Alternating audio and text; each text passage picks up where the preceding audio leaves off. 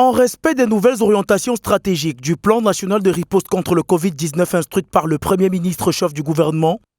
le ministre de la Santé publique a ouvert une série de concertations avec des ordres professionnels, les membres de la société savante et des acteurs et promoteurs de la médecine traditionnelle. En ouverture de cette première rencontre, le docteur Manaouda Malachi a indiqué que bien que la situation épidémiologique soit préoccupante, elle n'est pas pour autant alarmante. Toutefois, l'existence et la multiplication des clusters nécessitent que les divers acteurs et partenaires impliqués dans la riposte réfléchissent ensemble sur la meilleure solution à entreprendre, l'une des plus importantes étant d'apporter la bonne information aux citoyens. Tout comme à la première rencontre, la seconde avec les promoteurs et acteurs de la médecine traditionnelle, le docteur Manaouda Malachi, dans son propos introductif, avoue que depuis le début de la riposte, la contribution de la médecine traditionnelle a permis d'atténuer et d'amoindrir le pourcentage des malades présentant des formes graves de coronavirus. Aussi a-t-il reconnu que la maîtrise de la pandémie dans sa première phase est la résultante de la conjugaison des efforts de la médecine traditionnelle et de la médecine conventionnelle. Le gouvernement reconnaît désormais officiellement que la médecine traditionnelle recèle de nombreux bienfaits. Le Cameroun a d'ailleurs une longue histoire de médecine traditionnelle et de tradipraticiens de santé qui jouent un rôle important dans les soins aux populations. Une intervention saluée au sortir de la rencontre par les promoteurs et acteurs de la médecine traditionnelle, au rang desquels le docteur Pierre Noumsi et le professeur Ouba Razak.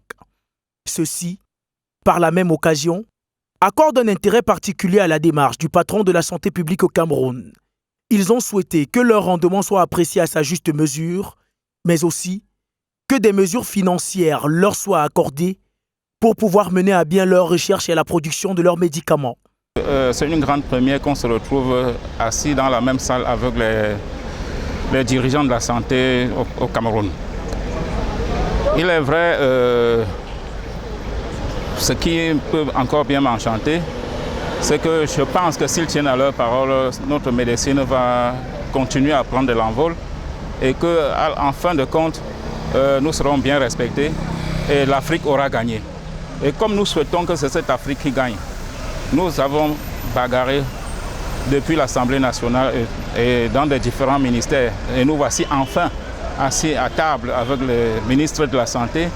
pour intervenir sur les problèmes des variants du coronavirus. Donc je suis satisfait et je pense que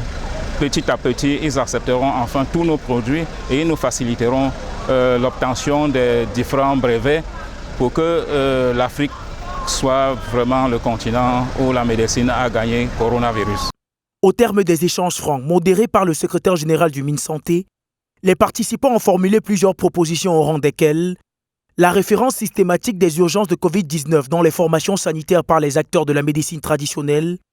l'autorisation de l'admission dans les formations sous leur forme première des recettes et médicaments de la médecine traditionnelle pour la réalisation des essais cliniques, l'accompagnement des acteurs de la médecine traditionnelle sous forme d'un soutien budgétaire et enfin,